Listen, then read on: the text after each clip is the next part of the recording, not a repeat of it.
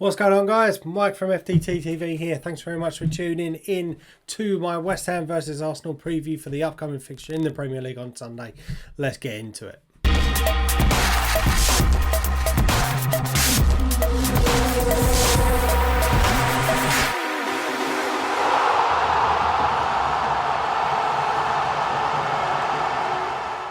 Well, guys, what an impressive week we've had, so to speak. Coming off the back of a win in the North London derby. Come on, you Gunners!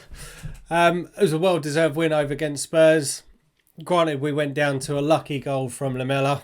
It is what it is, but we did fight back and we got the 3 points at the end of it. So North London is red.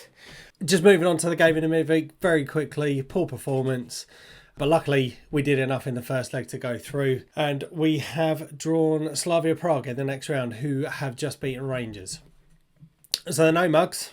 I think it's going to be a tough game, but I think out of all of the draws that we could have had, it's probably one of the easier ones. So happy days on that one. One thing that I have learned from the last two fixtures is that we need to be more clinical with chances. I've said it before, but it was very prominent from especially the game in Europe yesterday. We need to be more clinical with our chances. Did we go with the correct starting lineup? Potentially not, especially after the Aubameyang being left out against Tottenham Hotspur. So possibly his head wasn't in it, but there we go. We got through. We move on. Which brings us nicely on to what we're talking about today. 10th versus 5th. Another London derby. We travel away to the London Stadium to face West Ham. There's currently 7 points in it. West Ham currently flying this season, as their league position shows. I don't think anyone can argue how well they're doing, but it would be nice to go to their home ground and bring them back down to reality. As I said, there's only 7 points in it, and a win this weekend will take us 2 points behind Liverpool, currently sitting in 6th. So just very quickly onto the form of the two teams. Arsenal currently with 3 wins, 1 draw and 1 loss in the Premier League. West Ham 3 wins and 2 losses. So we have the slightly better form, very, very slightly. I know form does tend to go out the window when it comes to a derby situation, and West Ham have been no mugs this year.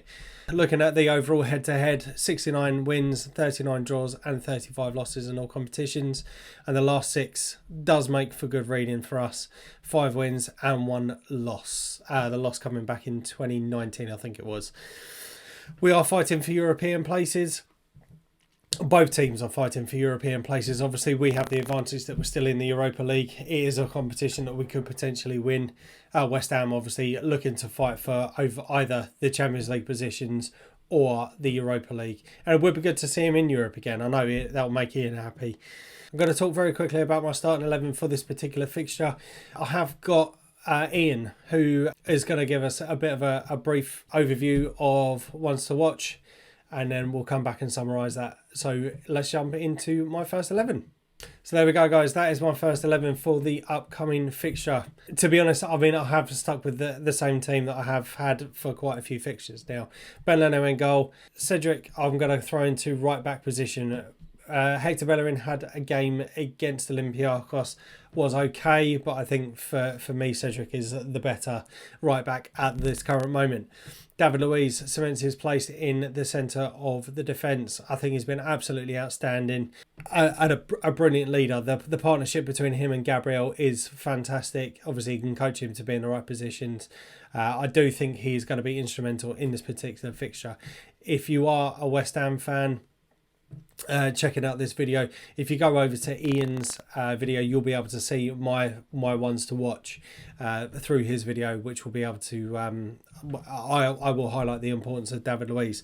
As I said, Gabriel, it's a close one between him and Pablo Mari for this one. I know Mari has been out obviously with injuries, but he has come back, so it's a bit of a 50-50 one for me, and I think that potentially we may see Pablo Mari playing more in the Europa League stuff now, because of the partnership that these two have built up. So Kieran Tierney, there's nothing else to say. I think he's been absolutely fantastic when he's fit for us. He definitely makes a difference.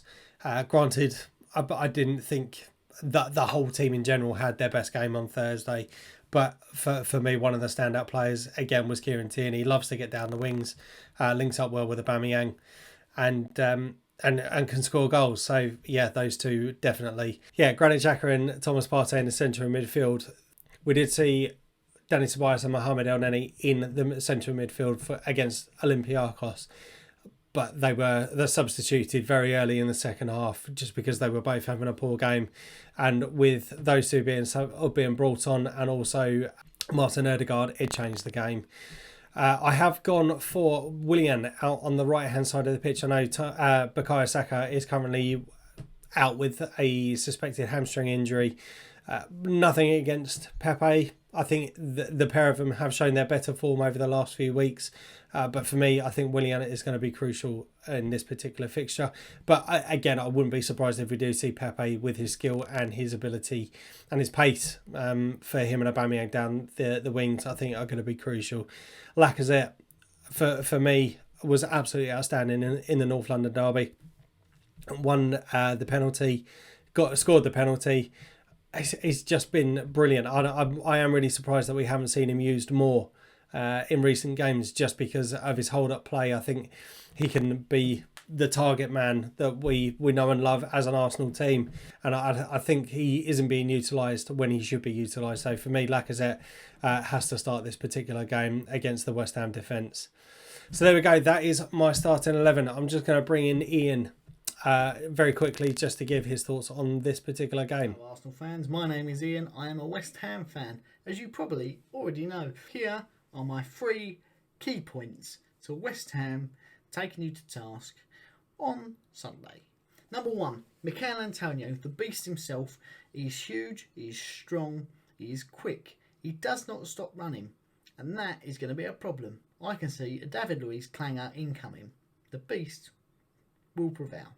Point number 2, Jesse Lingard, a very young and up-and-coming player with bags of potential. Oh no, wait, he's 28 years old, but he is bagging the goals.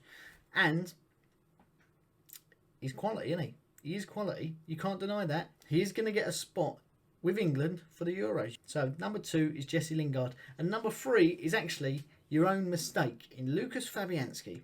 Why did you let him go? Much like why did you get Martinez go? Bernd Leno can't dive left.